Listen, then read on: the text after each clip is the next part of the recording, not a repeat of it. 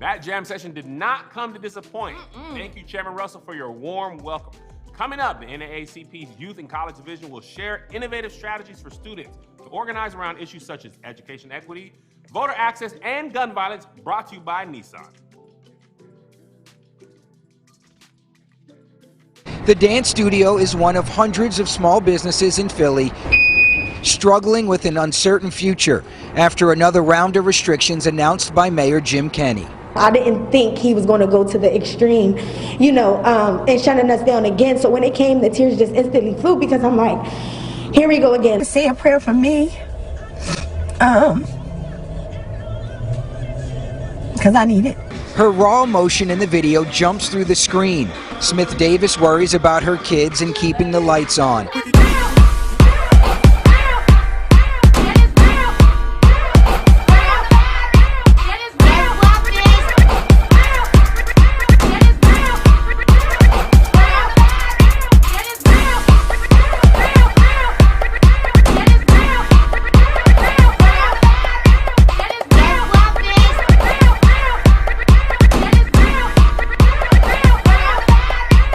Good morning, Bella Ballerina Elementary School.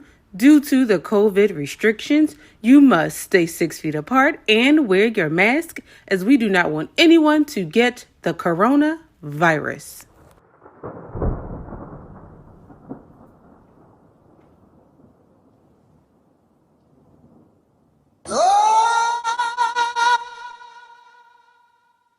The change gon' come.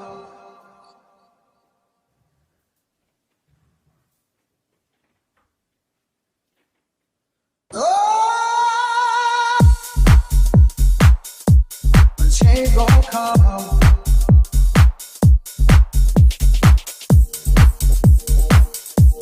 Change gon' come. Oh, yes it will.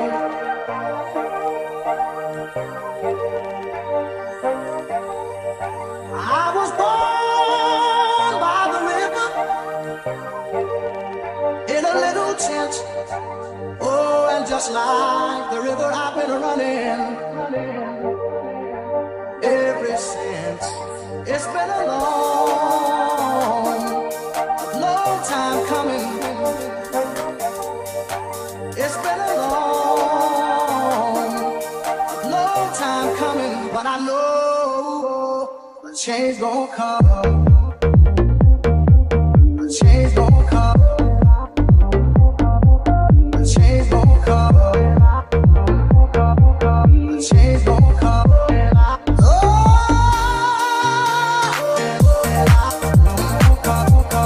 change gon' come. Change gon' come. Change gon' come. Oh, it's been too hard to live it, but I'm afraid to die. I don't know what's up there beyond the sky. It's been a long, long time coming. It's been a long, long time coming, but I know a change gon' come.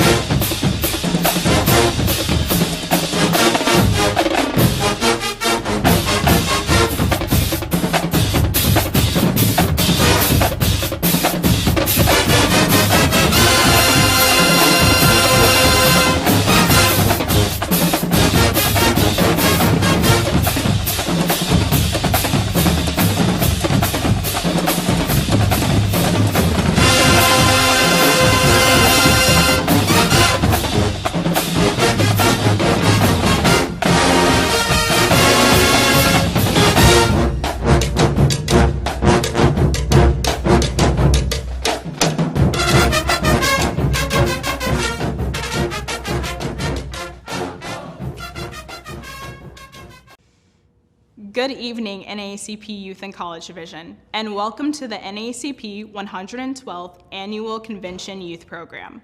My name is Helen Myers, and I have the esteemed privilege of serving as the Vice Chair of the Convention Planning Committee, as well as being a member of the NAACP National Board of Directors and the National Youth Work Committee. I hope you all have enjoyed the NAACP's 112th Annual Convention thus far.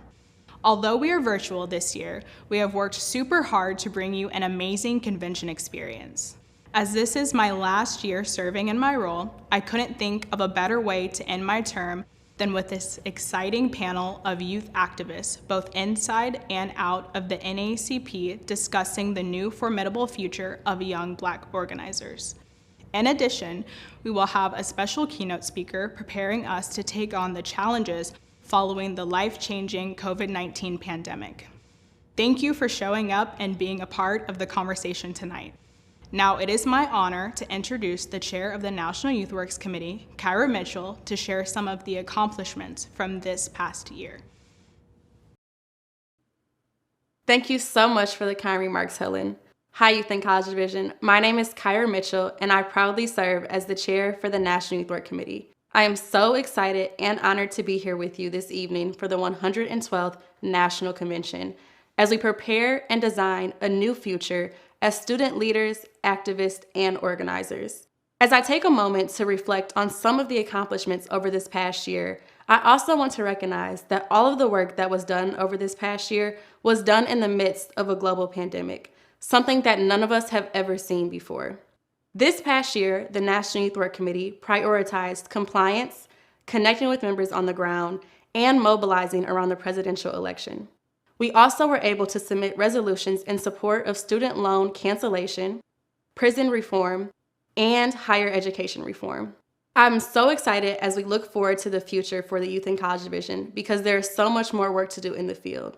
I highly encourage you all to pay close attention to tonight's speakers as they will be talking about the tools and tactics as organizers. And now it is my pleasure to welcome our interim national director and one of my favorite organizers, Wisdom Cole, to introduce our keynote speakers for tonight's program.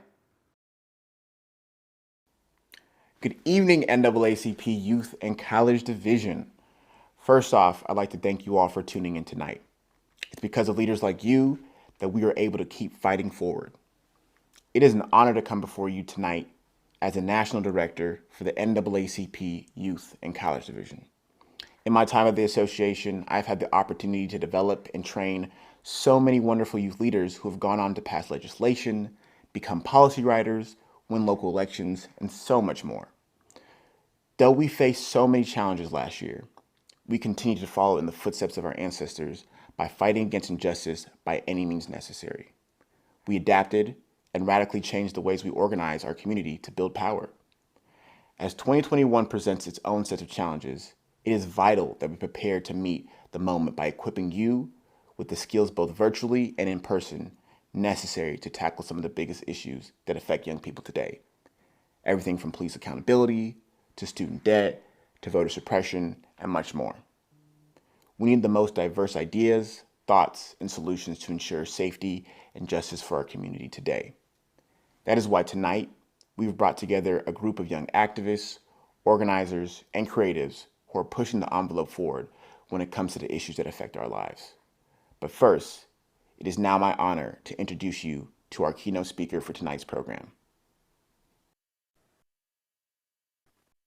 Ladies and gentlemen, Ms. Lene Vanee.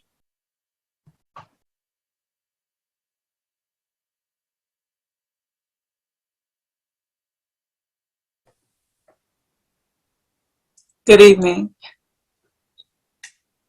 First, I would like to start by saying that it is my absolute pleasure and such an honor to have been selected as a keynote speaker for the Youth and College program at the 112th NAACP Virtual Convention. I feel like I'm becoming a part of history by gracing this virtual stage, and I am honored that this committee expressly requested my presence. I would not have believed you if you told me I'd be here just 1 year ago, when my only goal was to get out to my parking lot consistently on Fridays and spill the tea. I have about 10 minutes to spend with you all this evening, so I'm gonna do my best to keep it black, but to keep it brief. When they told me to prepare this speech, they didn't give me any guidelines or parameters. They told me about the theme, A Different World, that I could write about anything I'd like to share with today's youth, and I immediately got stressed. Not because I didn't have anything to say, but because I had so many things to say. I've always considered myself to be a person that when given a checklist or a rubric, I can excel. Give me a set of steps to follow and I can execute any task effortlessly, even go outside the box. That is, when there is a box to be confined to in the first place. Because if we're being honest, freedom is a little scary. In a society where being a successful Black is predicated upon your ability to understand that as a child, that we must commit to following steps to a T, to go twice as hard to be considered half as good, freedom seems unstable. And I can only imagine that the thought of complete freedom being too scary for Black people to contemplate or realize is nothing short of intentional. But I didn't come here to talk to you guys about systemic oppression on today. They tell us to do exceptionally well in academics and or sports so we can get some type of scholarship to go to college. Because unfortunately, many Black Americans lack the generational wealth to make paying for college easier. And we thank the NAACP for leading the charge to ensure young Black people have access to scholarship programs. Try to pick a good school, they say.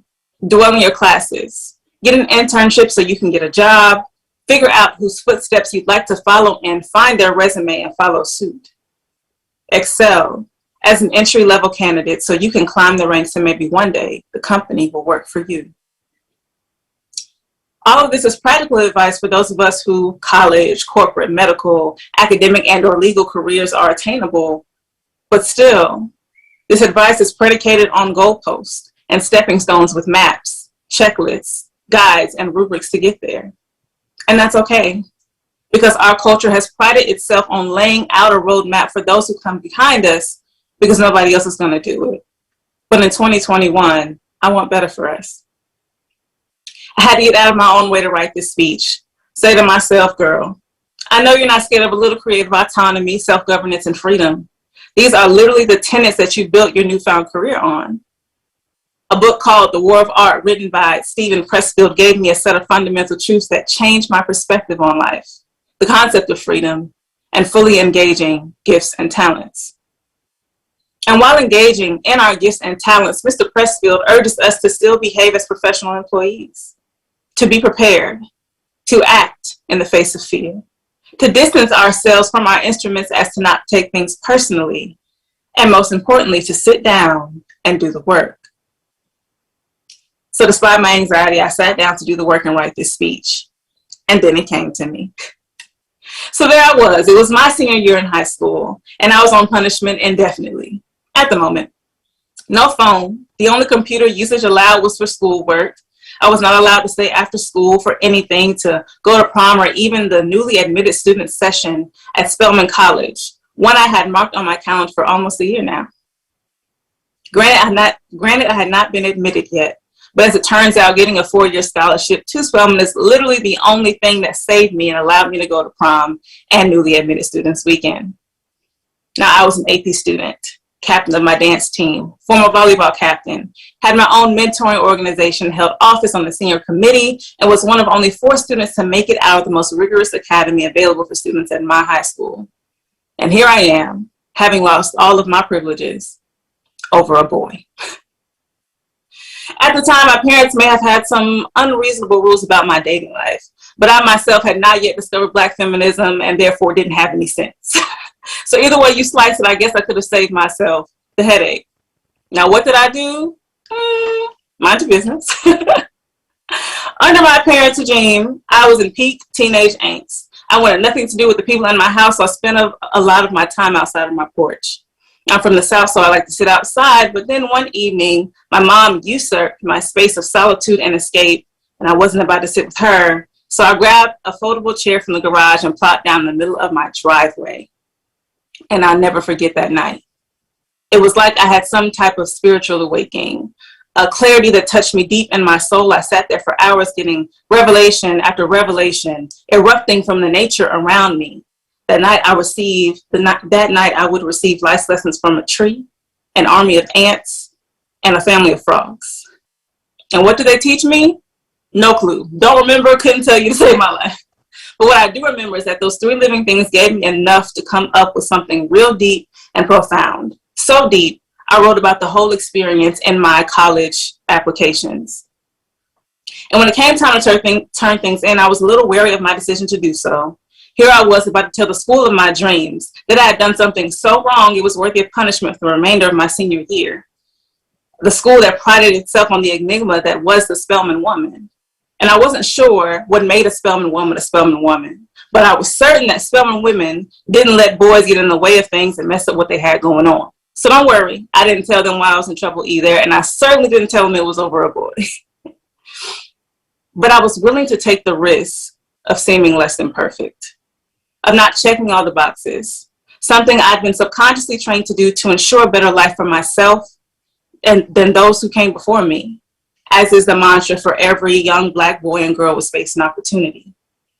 I knew that this place, this #1 HBCU for the 15 years running in a row, had thousands of applicants that were promising young Black women.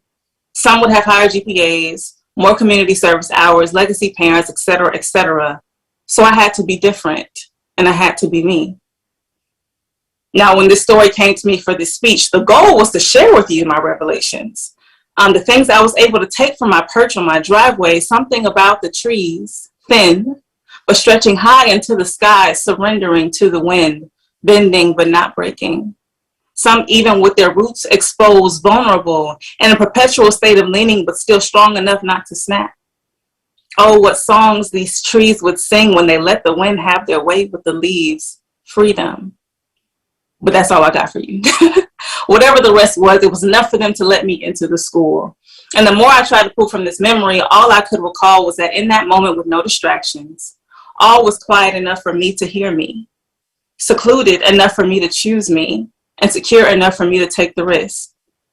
And of all the things I wanted to say to the young Black people of today, ended with that thought: choose you. My message to you is that if you have not already practiced getting quiet enough to see what is speaking to you in your surroundings, these years before going to college, even during college, are crucial ones because many of us are pressured to become something. And when many almost 30-somethings will tell you that we are still trying to figure that something out.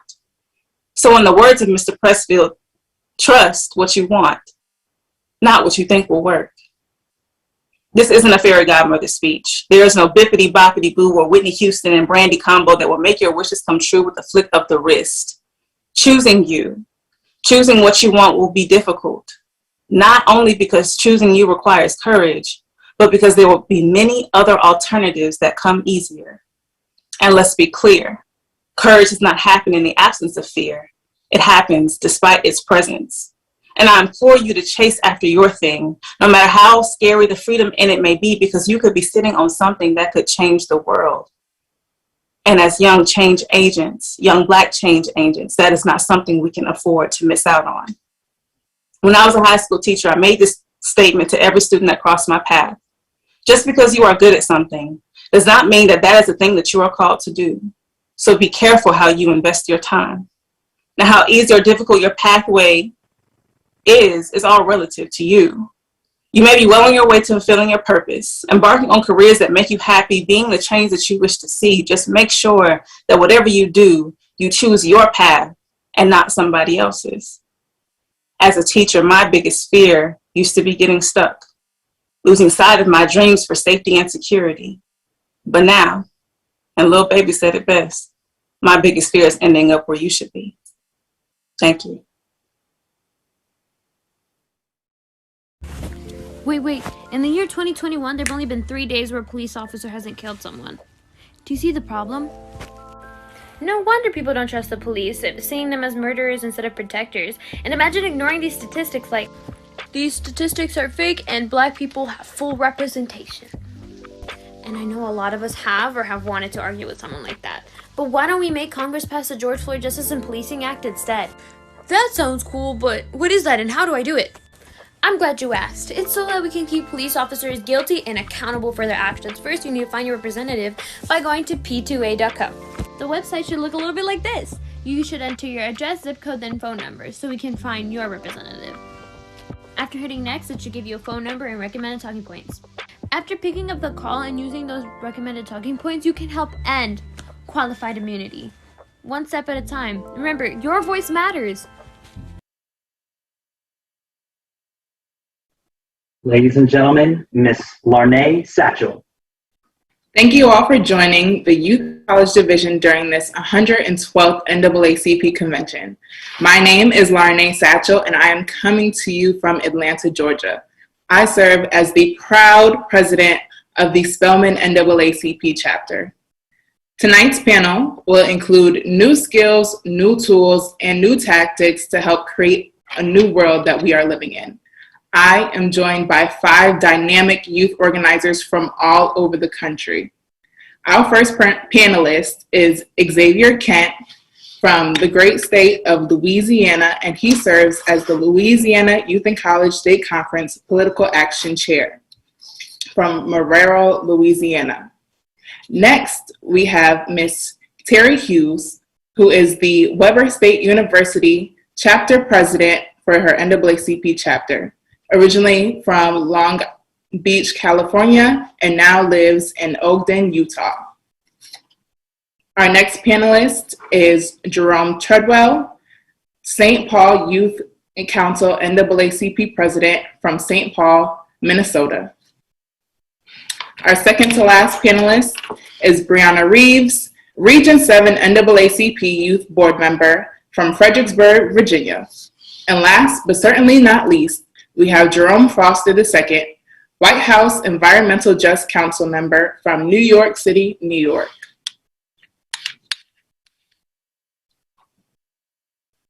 Greetings to all of the panelists. Hey, y'all. Let's get right into it. My first question for you all is, how did you start your journey into youth activism and maintain it through the pandemic? And we can have Xavier begin our discussion.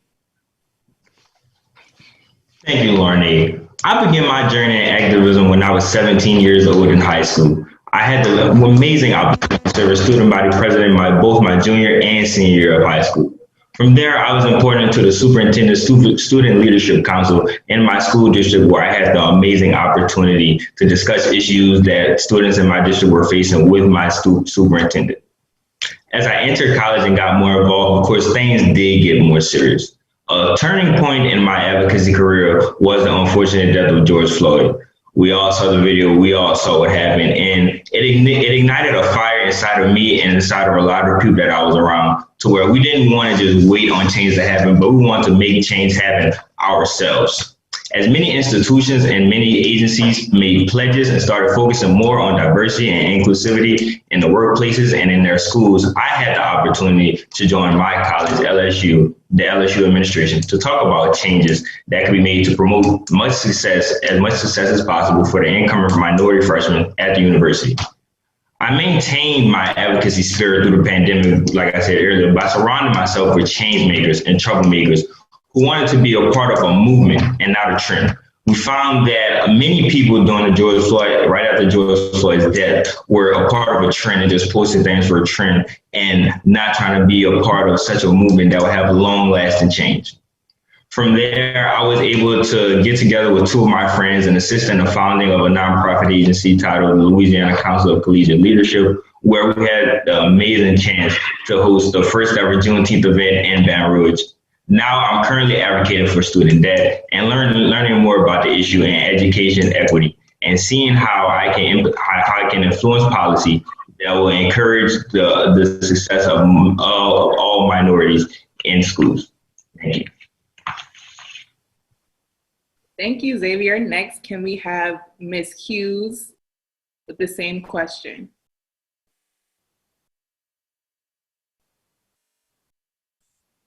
Hello, everyone. So I got my start in activism when I was about 13 years old.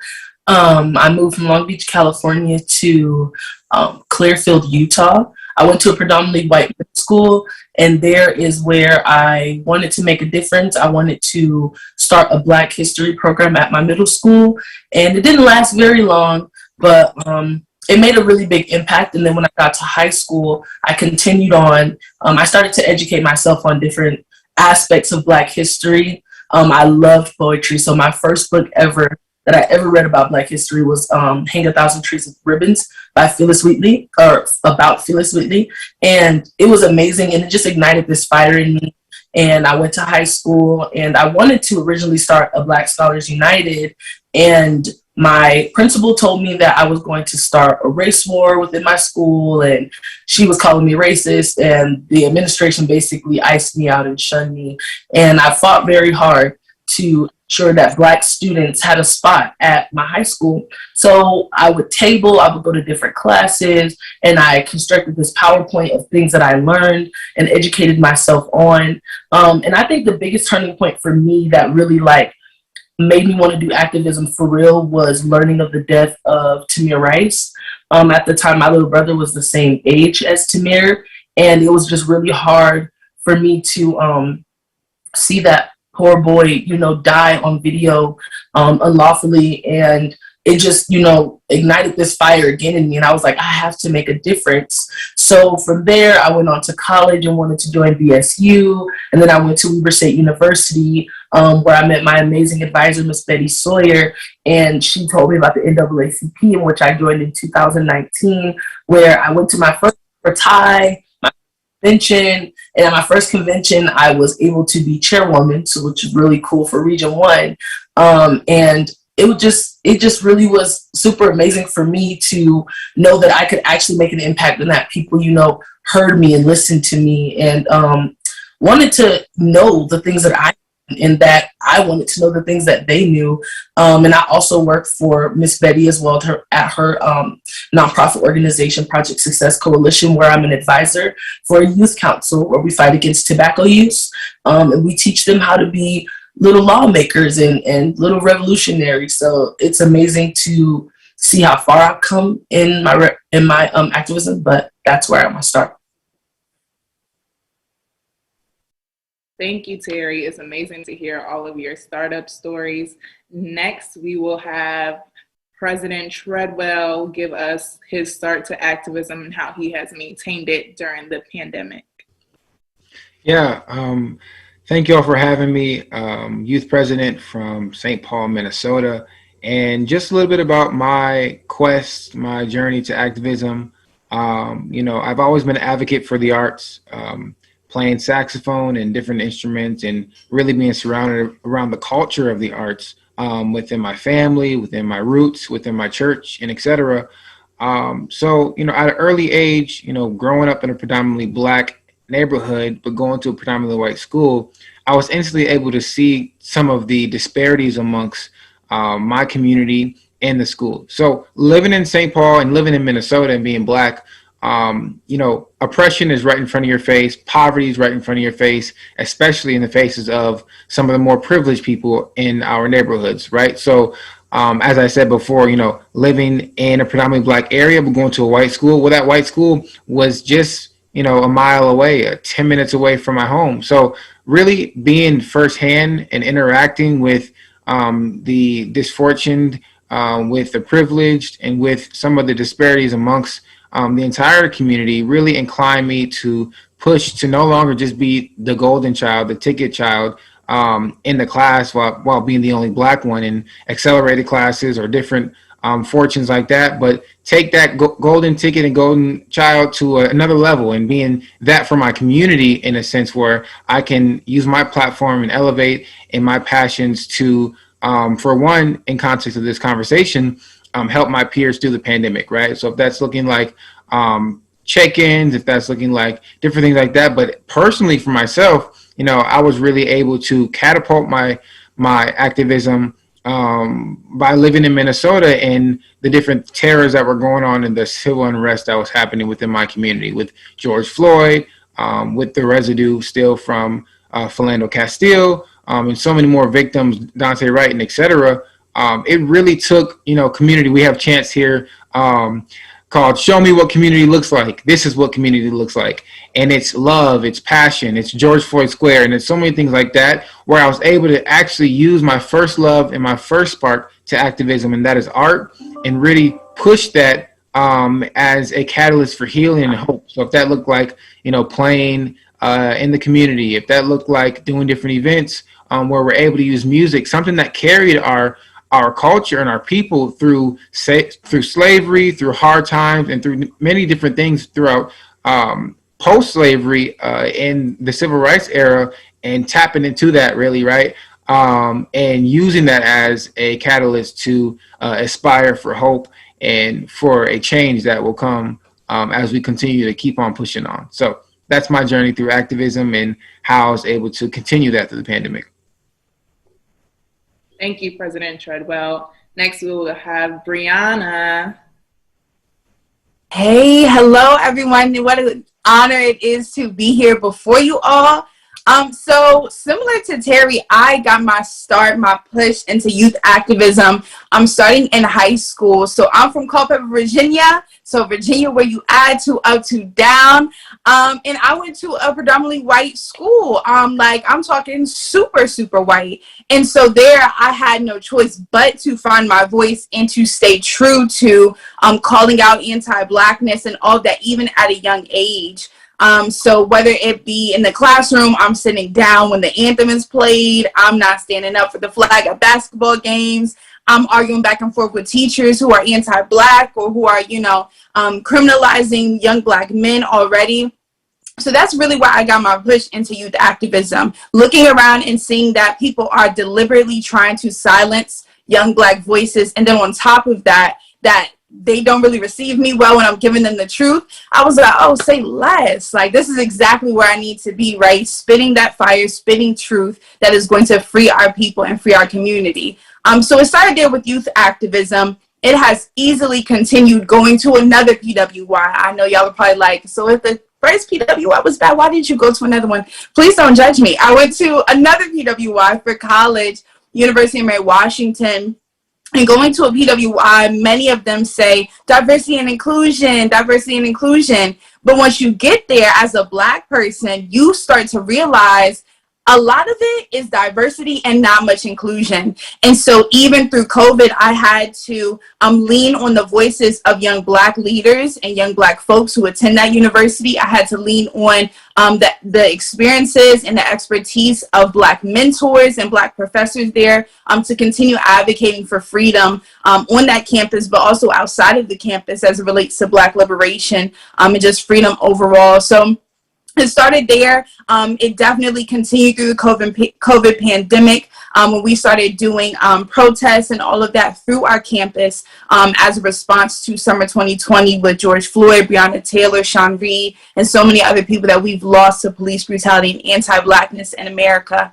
So I'd say that's where I got my start, and that's definitely where it's continued, just being surrounded by Black young leaders who are ready to do the work and who are motivated to make us be free. So yeah. Thank you, Bree. And last but certainly not least, we have Mr. Foster II. If you could answer that question. Absolutely. Thank you all for inviting me to be here. It's an incredible honor and pleasure to be at the NAACP Virtual National Conference and to be speaking with you all today.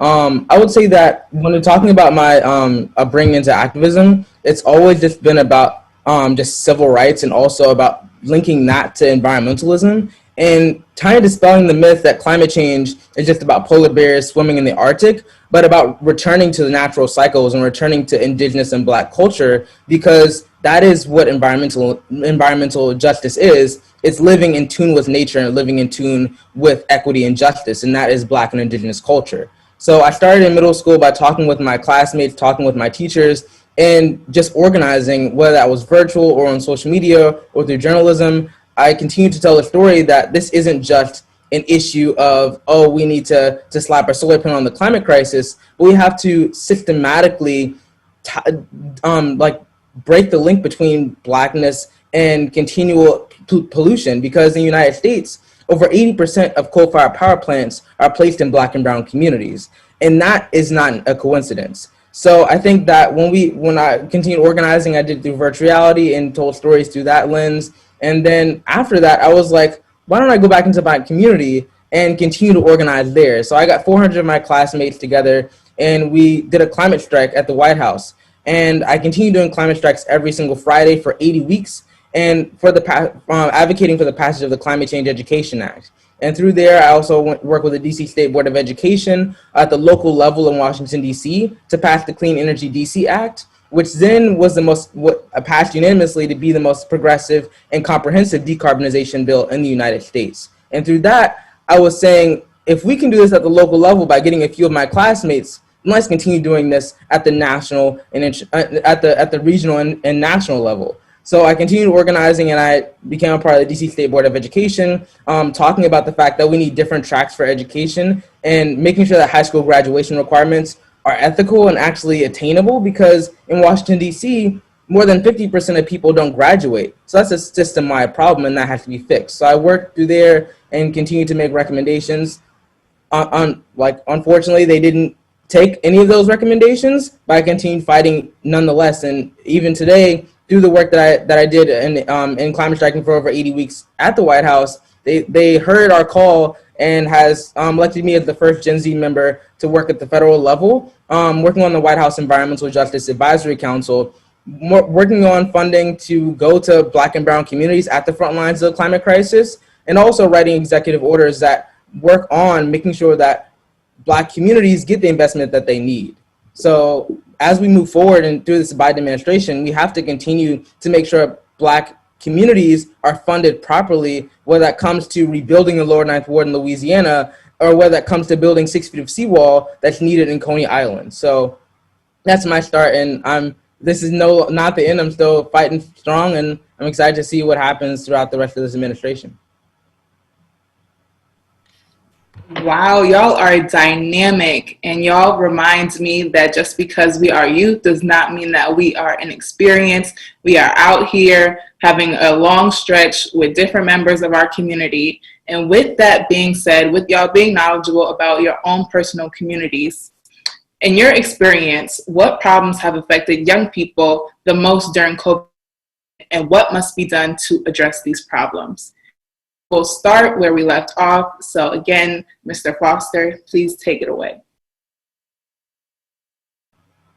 I would say that one of the struggles that my generation has had through Zoom and through adapting to COVID-19, I remember the class of 2020, and for us, it was always hard just figuring out, what do we do now? Like, we don't have a prom, we don't have our graduation, we don't have the summer, we don't have a lot of the things that make us young people. But I think that there wasn't really a huge hurdle to overreach in terms of like organizing or activism, because for us, we were able to dive deeper into conversations. For example, climate strikes, it was only an hour where you met someone and then you striked, and then you go and meet with an elected official. But on Zoom, we could have hours and hours of deep conversation. So I think that when it comes to the COVID-19 pandemic, it has strengthened our activism and deepened our fight and understanding what our demands are and what we're demanding from our elected representatives. And also it's also helped to talk about what we're fighting for when it comes to climate change, is that young people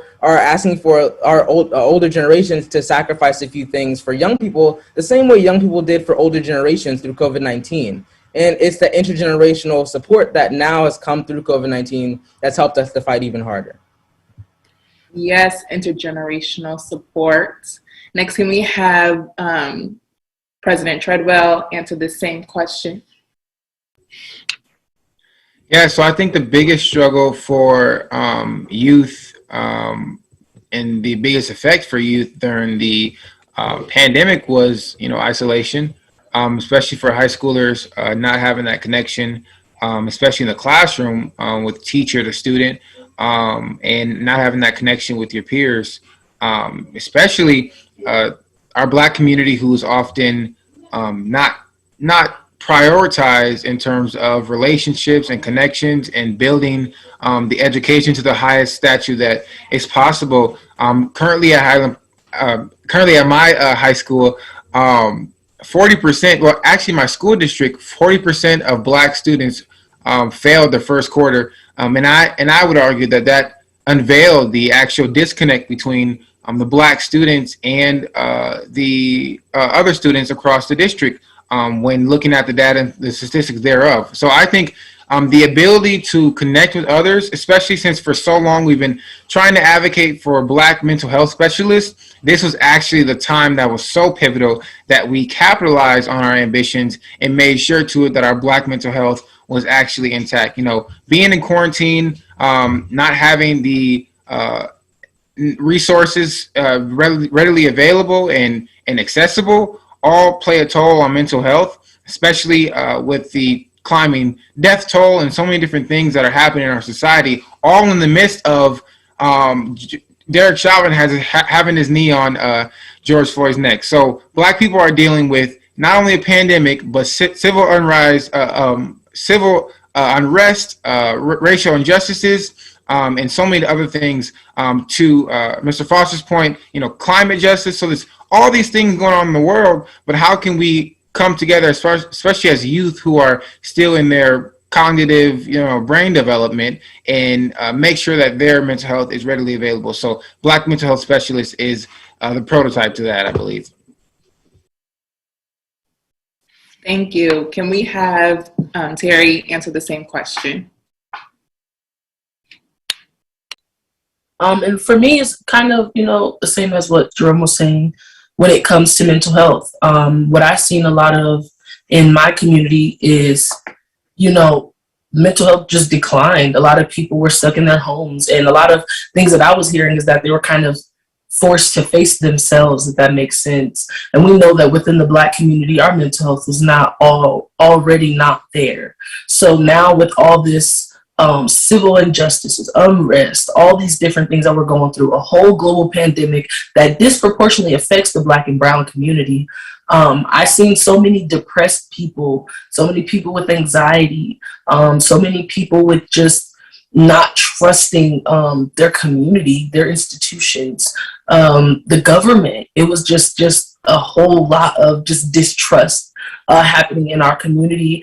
And I think just one thing for me personally in the city of Ogden that I've seen in our youth as well is kind of like what everyone else is saying, was like an uprising of new revolutionaries, like a new generation of like, I'm ready to go out here and get this work done.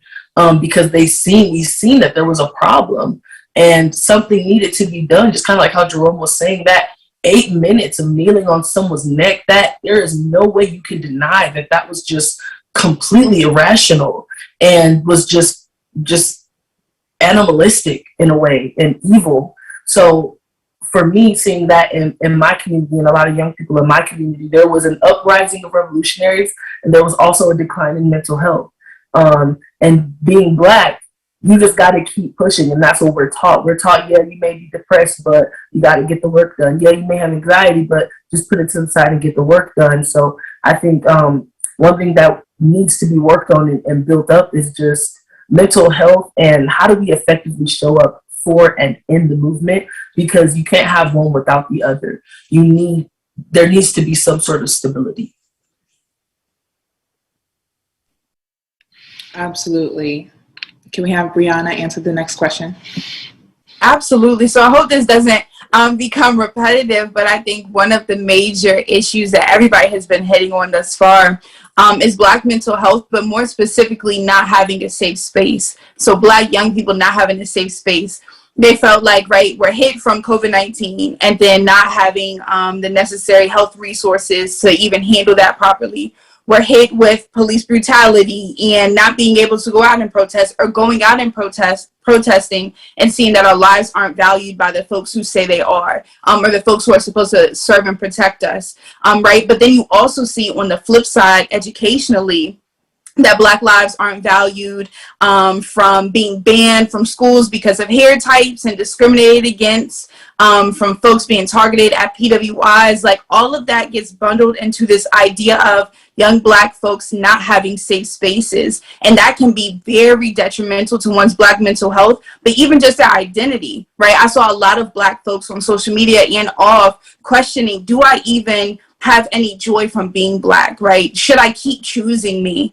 And I think that's a very hard place for young Black folks to be in, and slowly coming out of. I think one of the best ways to address it is kind of what we're seeing now, and that is Black folks choosing Black folks.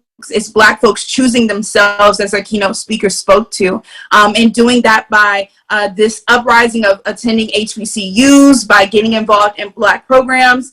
For my Black folks at PWIs, that comes with holding administration accountable and making sure that if they say it's diverse and inclusive, that they're including our voices in it. All of that, I think, adds to creating safe spaces and sustaining safe spaces for Black folks, to the point where they don't just have to wait until a letter is put out by their university saying that they stand with Black Lives Matter, but rather they show that Black Lives Matter in every aspect of their institution operations, every day that Black students are on their campus or just simply in the environment. So yeah. Thank you, Ms. Reeves. And last but certainly not least, we'll have Xavier Kent answer this question. So a real issue that I was seeing amongst young people during the COVID-19 pandemic, and an issue that still exists today, even in the current summertime, is the ability to adapt. Growing up, your parents tell you, and you even see it in the movies, you're told to go outside and you're told to go engage with others and make friends. I know specifically in my community, there's a park right around the corner from my house in New Orleans. And the kids during the summertime, we love to go there and play basketball. But what we saw during COVID-19 was that the world changed in an instant. We all had to just stay inside, possibly connect with each other over the phone. And you were saying the same people every day. For me, it was just my mom, my stepdad, and my brother. And although I do love them so much, I would have loved to see my other friends. But to another point, what we also saw were that students, especially elementary and middle school students, we know that the early years up to age 13 are crucial times for brain development in young people. And so we weren't seeing the opportunity for our young students to be able to enhance their communication skills. Engagement wasn't encouraged between them and their teachers, between them and their counselors, them and administrators. For high school and college students, the same that look like us, not being able to connect with our professors, not seeing students in the union. So us with having the ability to adapt and having that issue of adaptation, something we're still going through, something we're still struggling with, but it's something we have to overcome. We've seen a lot of students miss significant life events, such as in-person internships, graduations, proms, birthdays, which all of this, could have led to a lot of depression.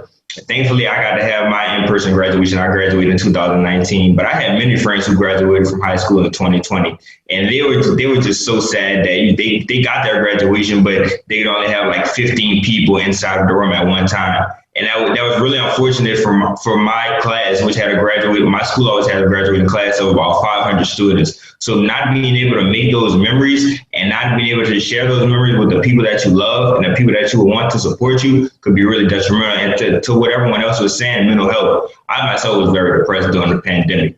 But it was me having the people around me that I love and, me being able to thankfully interact with today's technology that I was able to overcome it. And, we're returning to some type of normalcy now, thankfully. So the problem of adaptation is still something we're going through. We should really, really assist all of our young people, especially those coming up, like I said, under age 13, and just listen to them cry out and listen to anything they have in the system and so that their communication skills can be enhanced in the best way possible.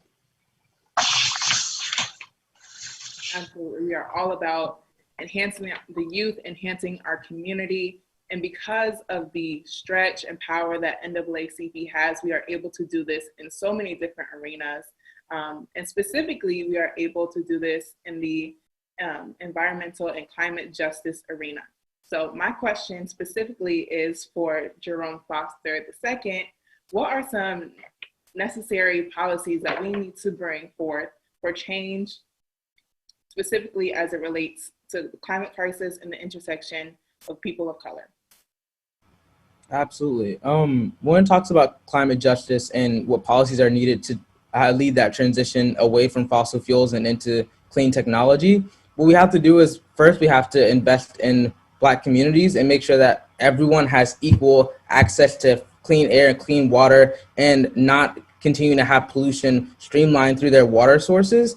And that goes to the Environmental Justice for All Act. Also, when it comes down to environmental justice, it's not its own justice. It's intersection with everything else. It's foundational to every other aspect, whether that's racial injustice or economic injustice. It's the foundations of where we live and how we live. So it also goes down to the For the People Act, making sure that democracy is safe and making sure that we have the ability to govern and pass bills that protect our environment. And I would say another bill that we're talking about now and that is really important in the executive office is passing the Climate Change Education Act and making sure that climate education is taught in schools. And that goes to talking about Indigenous culture and talking about Black culture in schools so that we understand where we come from and understand that We didn't always live outside the bounds of nature and continue to pollute and continue to extract every single resource that's around us. 600 years ago, we were continuing to live in tune with that. And if we teach that to young people, then we can change the narrative. And those are some of the three things that we're working on now, but there are a plethora of other bills that are coming up and continuing to unfold throughout Congress and the executive office. Another thing that's really good that has to be passed is the Green New Deal for public housing, giving stipends to make sure that local cities are able to invest in making sure homes aren't filled with lead piping, making sure homes are up to code with environmental standards and not continuing to fall apart. That investment's needed on the federal level and the local level, so that's another bill that has to be passed as well. But there's so much more that needs to be done. Absolutely, there's so much more work to do. But one of our other panelists would like to quickly chime in and second on environmental and climate justice.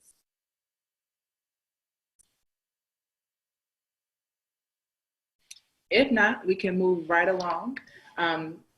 Jerome talked about changing the narrative, and there are so many different issues that we need to change the narrative on. And one specific issue that NAACP has been a long-time advocate for and recently has done a lot of great work for is around student debt.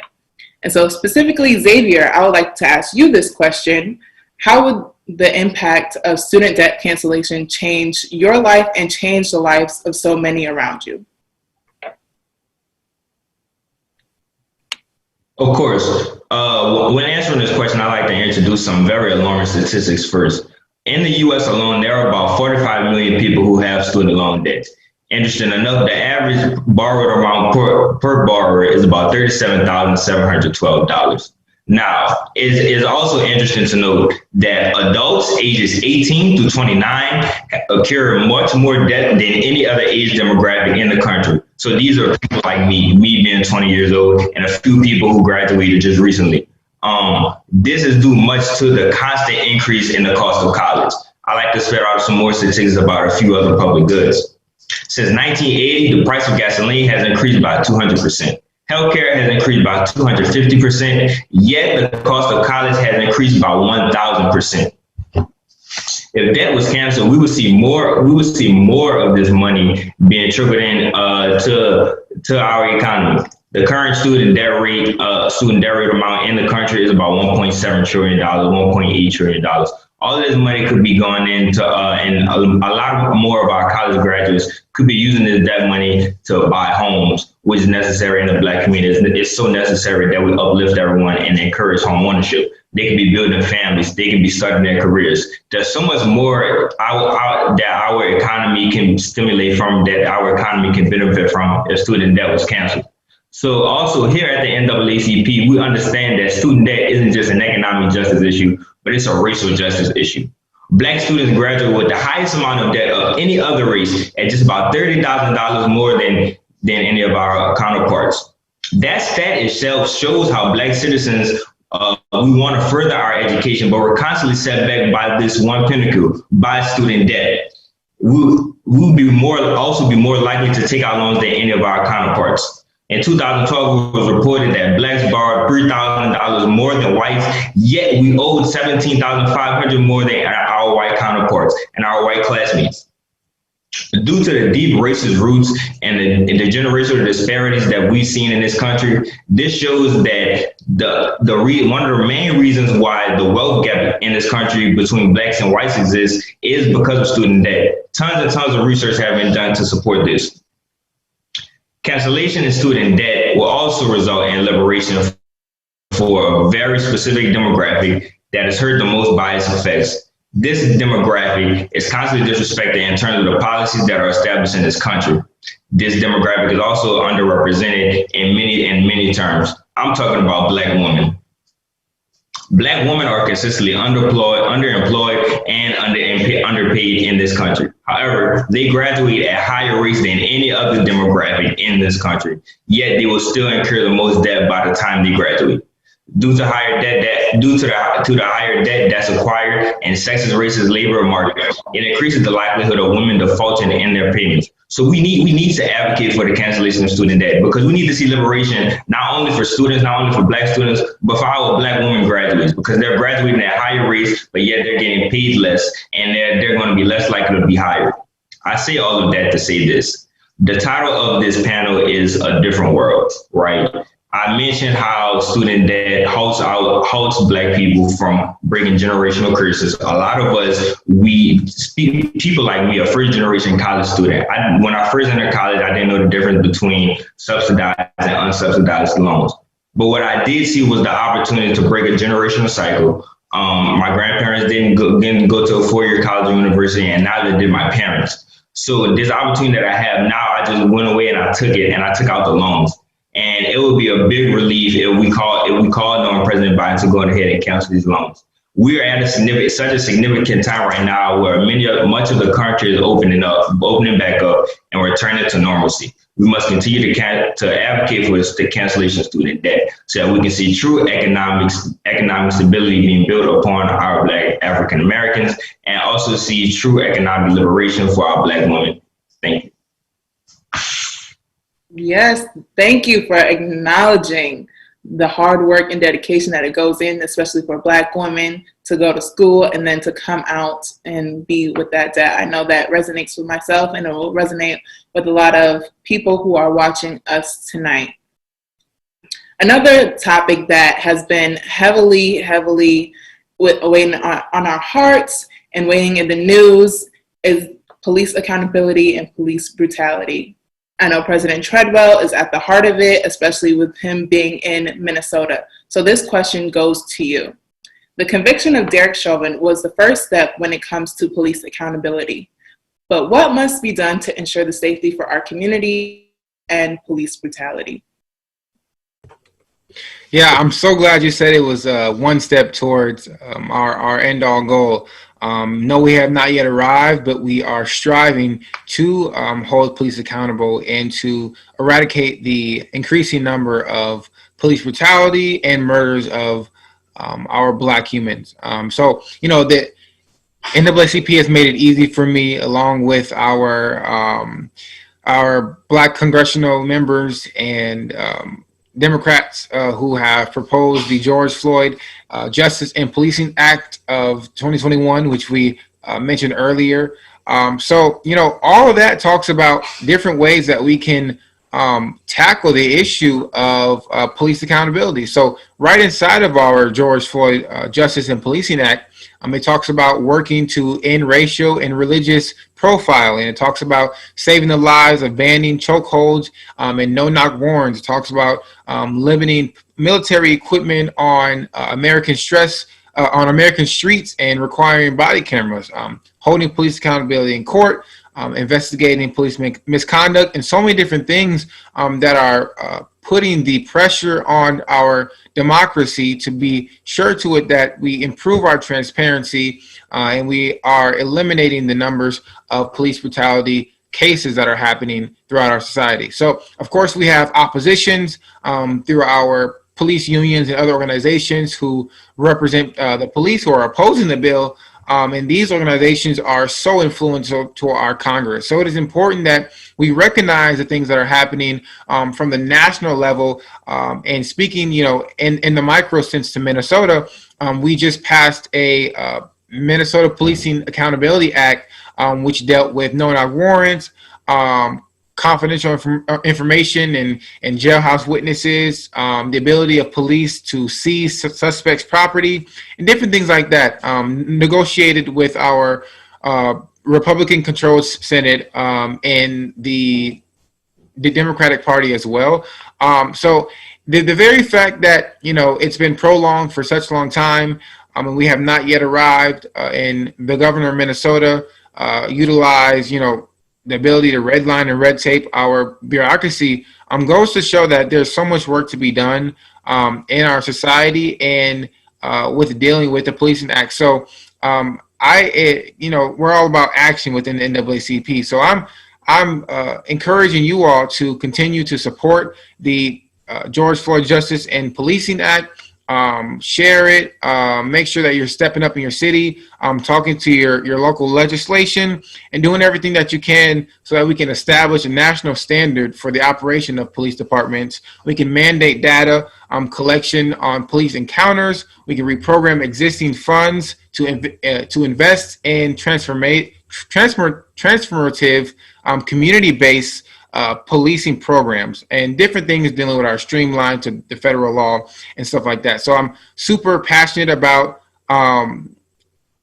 the police accountability in Minneapolis after the death of George Floyd, and how justice still needs to be served, because just in 2021 we've had 4 more murders by police to our Black men in Minneapolis. So continue to be steadfast, and do everything that you can to make sure that we can get these type of justices through our policies and eliminate some of the constitutional barriers within our bureaucracy.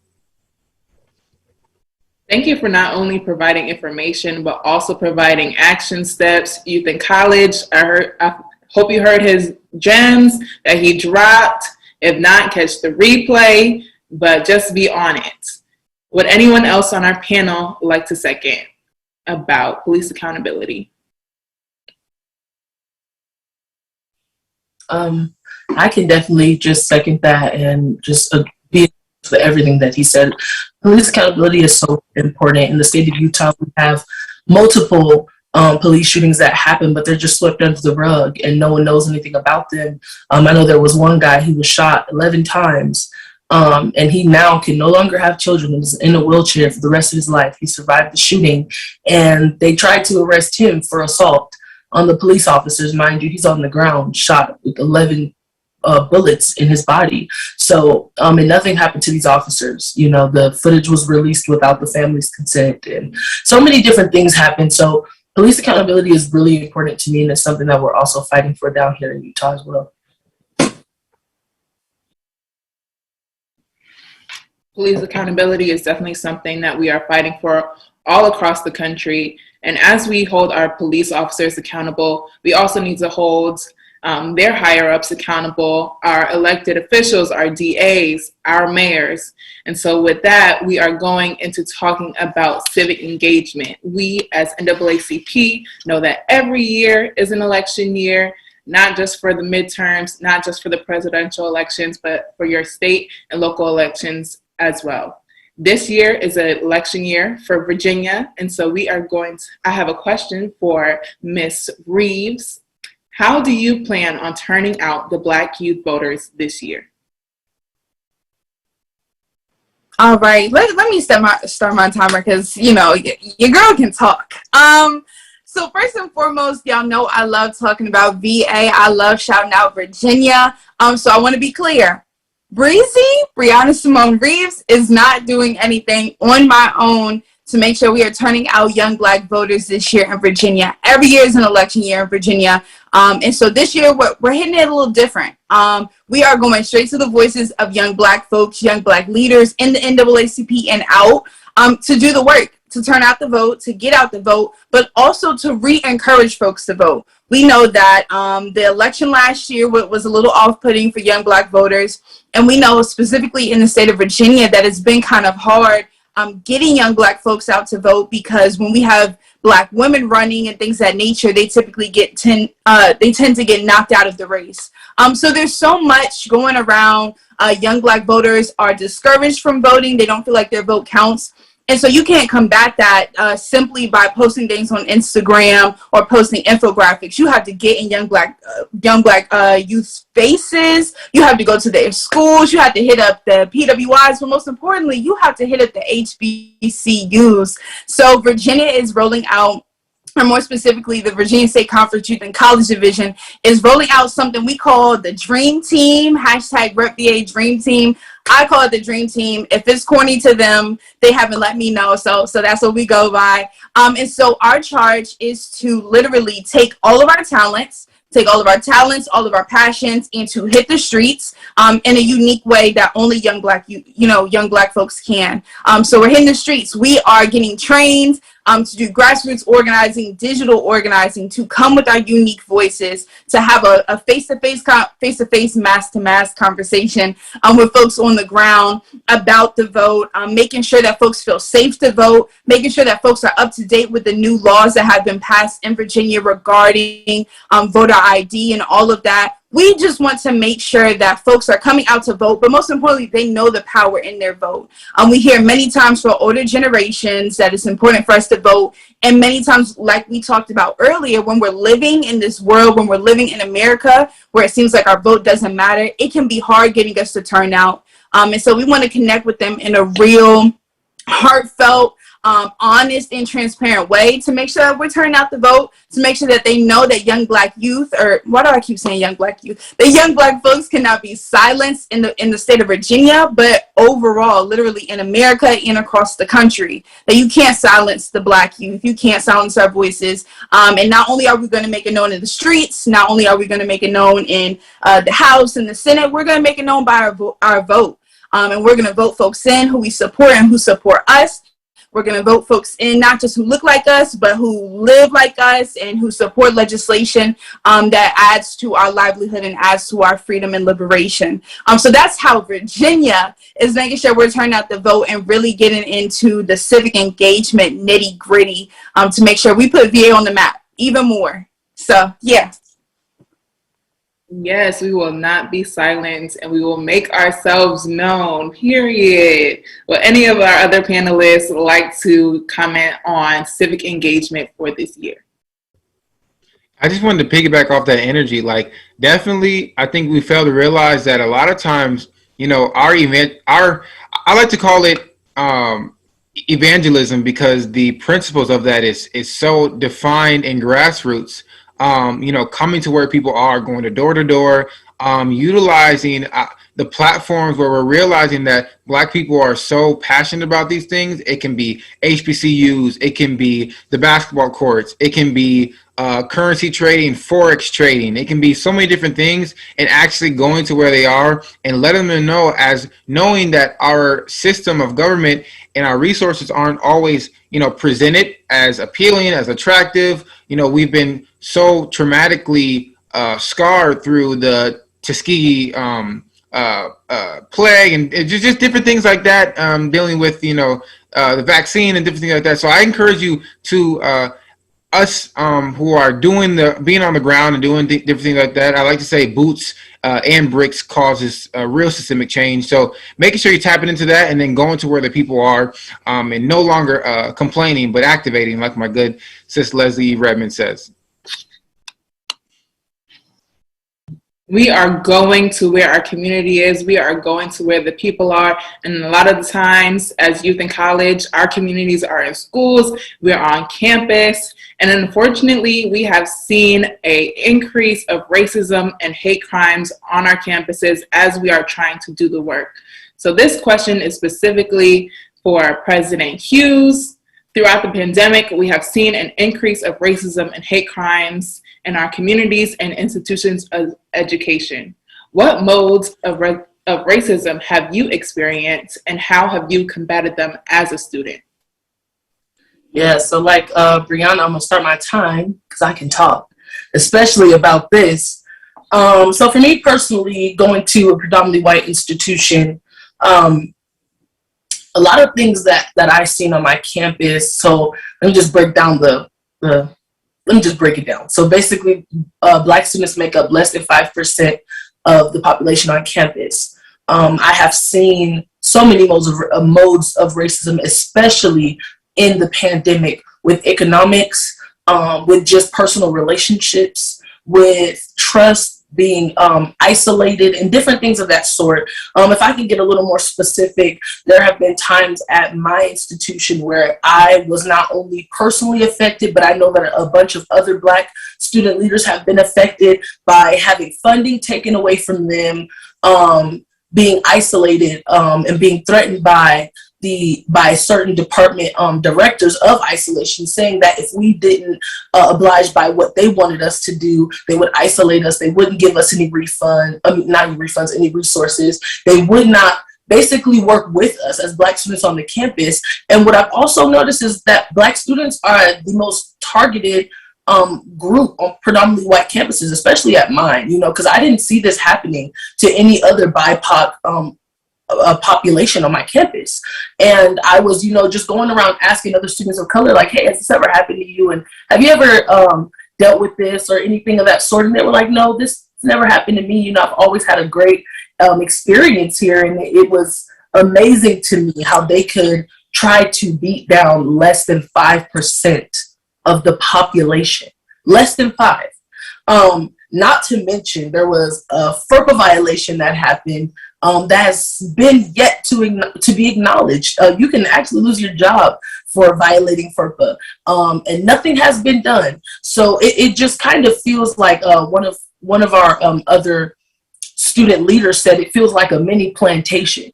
Like we're on a plantation and we're just there to be bodies and working, and kind of how Brianna was saying, it's like, oh, diversity and inclusion and equity, and we're here and we have Black students, and it's like when you get there, it's an entire different story. I can definitely say throughout the pandemic, it was definitely allowed to show that other people seen the racism, because what else did they have to do other than look at how the institution ran? It was a group of 7 students, including myself. Again, like Brie was saying, I did not do any of this on my own. I had a team of amazing Black student leaders beside me who helped to cultivate this movement called Black at Weber, where we organized a meeting with the administration. It was 2 years coming, and finally in the year 2021, we got our meeting and we demanded equity at the institution. We demanded that things be done to show that they care about Black students. And not only that, but when something happens to Black students at the hands of an administrator, something needs to be done to that administrator to show Black students that we do stand in solidarity. And like Brianna was saying, or someone was saying, that an email is not enough. An email saying that I stand with Black Lives Matter is just not enough. We need to see the action. I'm following my notes, y'all, so I can, remember what I need to say. And this is the way that we combated these things. And when we were in our breakout rooms before this started, I was talking to Bree and everyone, and I was saying, in the words of Prophetess Jasmine from Aladdin, she said, a whole new world, a whole new life that's just for me. No one can tell us no, or where to go, or where we're meant to be. And that's the vibe that I'm getting from the young Black people in this generation. We're not taking no for an answer. We're turning up, period, with no questions asked. We're not gonna stop. We're not gonna tread lightly. We're gonna speak out against anyone that is anti-Black or anti-anything that is going against what is right and just what is equitable and equal to people. And also, we started petitions. We got other BIPOC student groups involved. We did not stop spreading the word.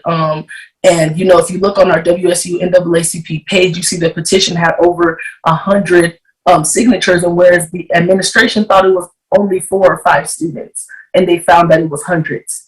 So in my closing statement, I would just say that it is very important to just continue going through. This pandemic showed me that, number one, I need Jesus more than anything, especially as an activist. And number 2, just to be resilient. Just to be resilient, take care of yourself, even in the midst of adversity, even in the midst of being institutionally oppressed. Nobody is going to stop what God has blessed. Romans 8:31 says, if God be for me, who can be against me? So despite whether the institution is against you, despite whether the police are against us, God is for us. And, the Creator is for us. And we are going to get through, and we are going to make change, especially in the state of Utah. I'm not going to stop, especially at Weber State University. And I hope they watch this, Weber. I want you to know that I'm coming back this semester. I'm not giving up. You are going to change for the better. So, that's how we combated this racism in my lived experience at Weber State University.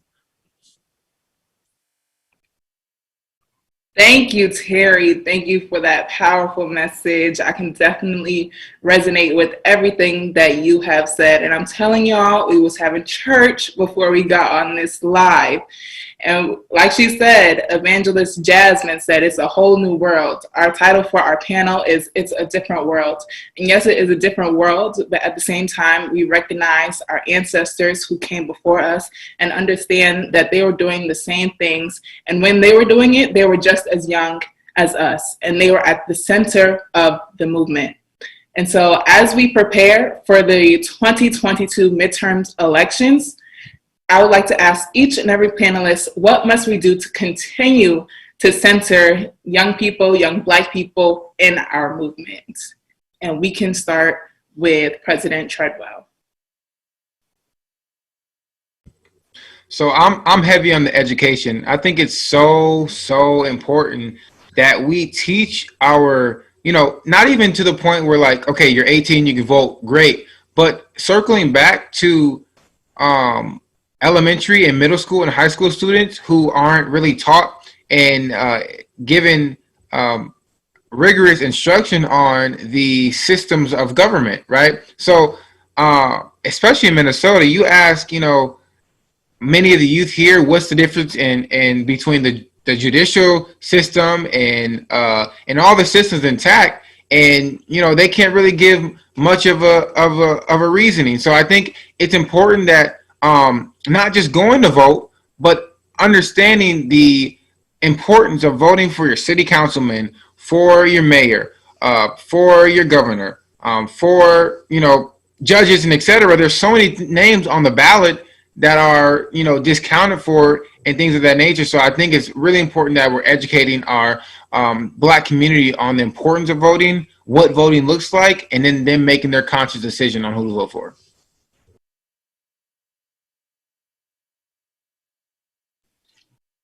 Thank you, President Treadwell. Next, we will have Brianna give us her answer.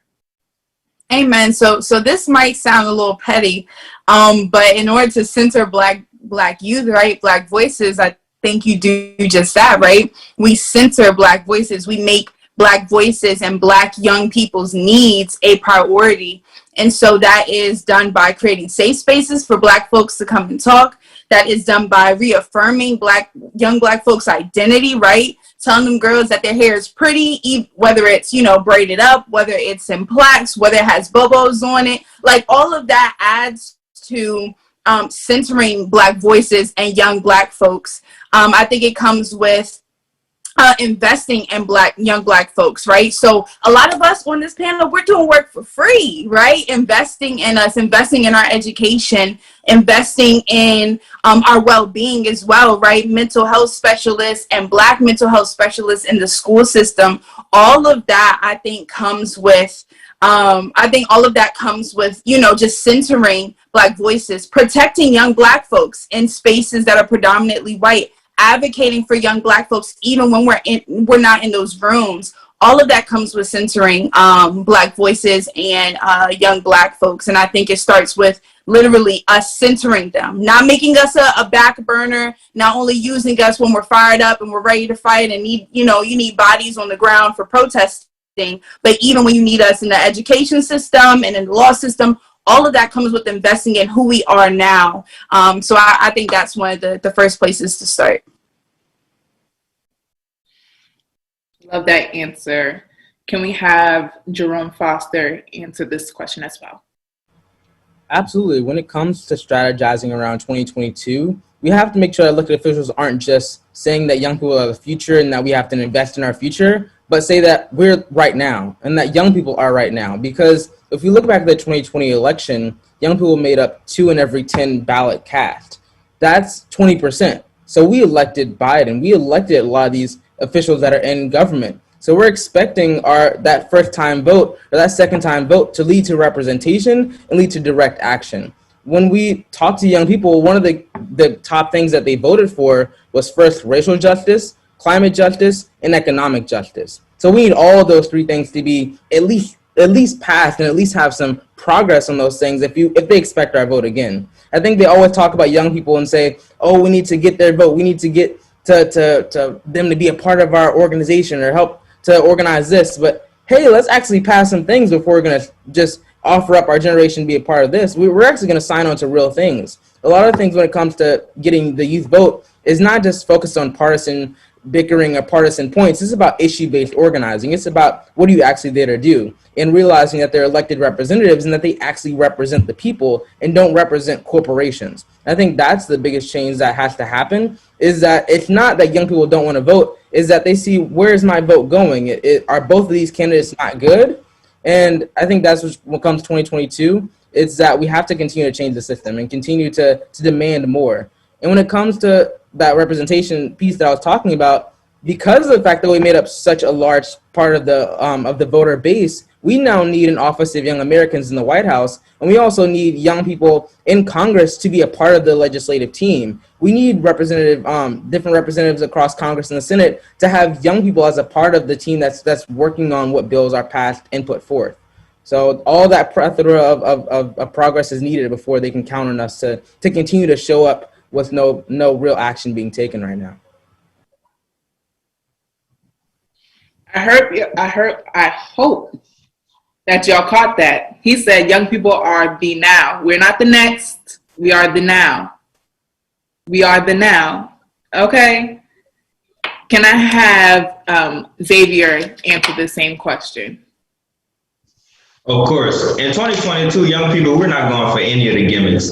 When I was growing up in Marrero, a lot of our political candidates, they were coming to my church literally 2 days before it was time to hit the ballots. They were coming to the restaurants 2 days before it was time to hit the ballots. 2022, we're not going for any of the gimmicks. If you see that, around since we're returning to normalcy, crime is increasing, and a lot of our cities are trying to create crime prevention committees. Put our young folks on there. Put our high schoolers who experience the crime on there, who knows actually what's going on, who sees the killings going on down the street. Put the college students on there who want to implement these different policies and offer their opinions. It's so much time, and this happens around every election year. We saw it last year, and we're certainly going to see it again next year with all 435 House seats available and about 27 of the Senate seats available. Or don't come to my door, don't come to my college campus asking me to intern for you only around October, September. I need to see that now. I need to see that you are fighting for me now and that you truly care.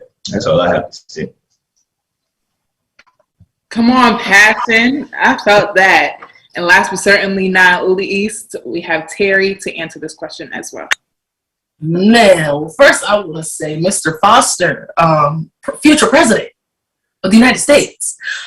Something that stuck with me that he said was there needs to be a coalition or like a group of young Black people in the White House making these decisions for us. And it was such confirmation to me because I was thinking, right before he said that, I was thinking nothing for us without us. And that was confirmation that I need to say this, nothing for us without us. That's how we're going to get young Black voters. We need to let them know and educate. I'm so for voter education because at first I was against voting because I was like, where's my vote going? Just like everyone was saying, where does the vote go? And then I thought the Electoral College just had all the power. And, regardless of if I vote or not, the Electoral College is going to do that for me. But little do we know, we vote for our Electoral College members. And a lot of people don't know that. So just like, what Jerome Foster was saying is that nothing for us without us, that is very important. And it's important that we teach our young people how to get in those rooms and how to get in those spaces. And even being in the NAACP and how politically inclined we are, it's important that we teach them, like, this is important. Knowing who your Senate is, knowing who your House of Representative is, knowing who your mayor is, knowing who that's important. Knowing who your deputy of chief, we vote for our chiefs and deputies, we vote for our DAs, we vote for all of those different things. So I think, the totality of what I'm trying to say is just educating our young Black people about voting, because regardless of the fact, we're going to be loud, we're going to be proud, and we're going to be live and in person. Like Gil Scott Heron said, it's not going to be televised, honey. It's going to be in person. So you better know that when young Black people get fired up, we get fired up. But it's important that we know what we're getting fired up for. So those are my closing statements. Fired up and ready to go, ready to work in some other regions. Y'all, this has been an amazing panel, and we have one final question. And like my Spelman sister and our keynote speaker says, keep it Black, but keep it brief. Y'all have 30 seconds for this question, okay? And so our last question is, what would you say to other young people who want to get involved in activism but aren't sure if they have anything to offer or how to get started? And we are going to kick this off to Xavier. To start off with this question with the 30 seconds that I do have, we all have something to offer. All of the issues that we're currently going through, we're experiencing them, but we're realizing that, and what must be attained in the minds of our young activists who are on the up and coming is that issues like climate justice, student debt cancellation, ending to police brutality, and even increasing the black vote. It isn't a sprint, but it's a marathon, and it's a long fight that we're in for, and we're not going to give up. Just as my sister Terry was saying, here at the NAACP, we have a great group of activists who are fighting for a lot of young things. On the NAACP website, we have a section called 50K and Beyond, where a lot of student debt borrowers are posting their very own personal stories on there, and you can see how to get involved. My last thing that I'll say is don't be afraid to reach out. If you see that there's an issue that is very apparent in your community, whether that be education, equity, police brutality, whatever, reach out to your superintendents, reach out to the police chiefs and those elected officials, because you elected these people in those positions, or they were appointed in those positions to serve you, not the other way around. They're in these positions so that you can talk to them, so that you can address these issues. And we have to make sure that we're electing people who not only want to be in control of the community, but they are working for the community, and they're working to hear the cries of the community and the issues that we're going through. All right, I'm going to kick it to President Treadwell. So yeah, I'll keep this quick as well. First thing first, join your local NAACP chapter. If that's your youth council or your college division. I think it's so important. And the biggest thing that I always brag about with the NAACP, yes, the oldest civil rights organization, which was founded in 1909 by Ida B. Wells and W.E. Du Bois. But in addition to that, we have committees, right? So activism is so wide. And I was talking to one of our sisters from the Little Rock Nine, and she was emphasizing the importance of activism as a broad category. So that looks like environmental justice, like Jerome Foster. That looks like education. That looks like health. That looks like public safety, and so many different things. While you joining the NAACP, you will actually be able to get in and flourish in the different committees that we have, and for so long we've been on the menu but not at the table. So this is your opportunity to have a seat at the table and make influential opportunities beyond TikTok, beyond Instagram, and beyond Blackout Tuesday. So make sure that you're creating tangible changes in your community and not letting the odds defy you. And if you don't have a council, go and reactivate a chapter in your city and read the bylaws and make it happen. Y'all heard him. Join NAACP, that 1909 and that 1936 when the Youth and College Division got started. Next, we are going to have Brianna with her closing remarks. Yeah, of course they're closing in 30 seconds. Amen. Who told you that? That's like who told you that there's no room for you? When the folks on this panel burn out, you got to be ready with whatever talent, with whatever gift you've been blessed with, to come and fully contribute to the movement. There's no such thing as not enough room. Literally no such thing. I'd say it's the lies from the enemy. You could call white supremacists the people who don't want to see us free. It's a lie. Everybody has a gift, has a talent, has something unique that they're supposed to contribute to the movement. Mine might be speaking, yours might be taking videos and photographs. Everybody has a place. One thing I thought about when Terry was talking, right? Why not us? If it's a different world, what does a world look like with all of us showing up, with all of our talents, all of our gifts, with our calling, and contributing to the movement to get us all free? That way, it's not just the folks on this panel telling their grandkids, yeah, I put in my work, but it's literally every single young Black person you see who says, no, I contributed to our freedom. So I definitely ask, why not us? Why not you? Contributing to the movement in a unique way. Thank you, Bree, and we are going to have Jerome Foster go next.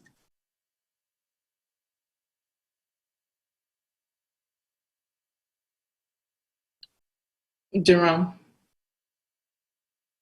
Oh, okay. I thought it was Bree first, but definitely for closing remarks, I think that one of the most important things that has to be said is that change doesn't just come to your community. Know that you are the momentum, that you are the revolution. The revolution is inside of you.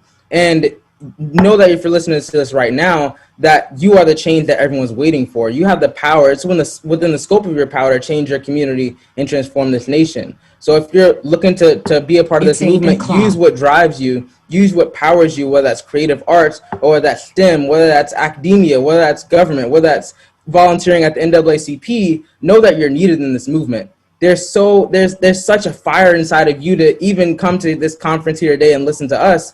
And you inspire us every day because you're the one that's out in the community on the ground leading the way. So continue that fire, continue that passion, and let's transform America together.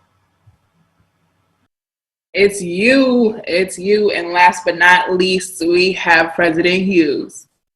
Yes. So one thing that resonated with me was with not Jerome Foster, but the other Jerome. We got two Jeromes, y'all. So he said, we're on the menu, but we're not at the table. That I'm using that from now on. I just want you to know that. But for me, it's just three quick things. Number one, educate yourself. Know what you're fighting for. Know why you're fighting. And know how to fight. Number two, get involved. Whether that be in an NAACP chapter, BSU, Black Roundtable, Black Coalition, whatever the case may be, any sort of Black nonprofits, just get involved as much as you can. Get connected to the right people. And number three, be resilient, and know how to take care of yourself. Like Xavier's saying, this is a marathon. This is a movement and a marathon. This is not something that's a one and done. It's not, something where you run to the end of the line and run back. Like, no, you're continually running on and passing the baton. So just know that anyone can be an activist, anyone, but you have to know why you want to do it. Educate yourself, get involved as much as you can, and just start there, and keep going from there. And also, again, I'm Christian, if y'all don't know, if y'all haven't noticed, but allow God to guide you. So like Ms. Dominique was saying in the beginning, just because you're talented in something doesn't mean it's always your calling. So be sure that this is really what you want to do, and be sure that this is really where you're supposed to be, because this work, be careful, like she said, be careful where you invest your time, because this work, it can get strenuous at times, and there are times where you're going to want to give up. But the question is, will you? And those are my closing remarks. Thank you so much to all of our panelists for participating in this exciting conversation. So many gems were dropped. For the viewers watching, thank you for tuning in. If you have any questions for leaders on this panel, I invite you to join the Youth in College Clubhouse conversation tonight at 9 p.m. Eastern Time with myself and other youth leaders to debrief tonight's program, convention, and to discuss what's on the Black Youth agenda for the upcoming year. You can access this Clubhouse conversation by clicking the link in the convention agenda if you have the Clubhouse app. We are looking forward to hearing from you later tonight. And thank you again for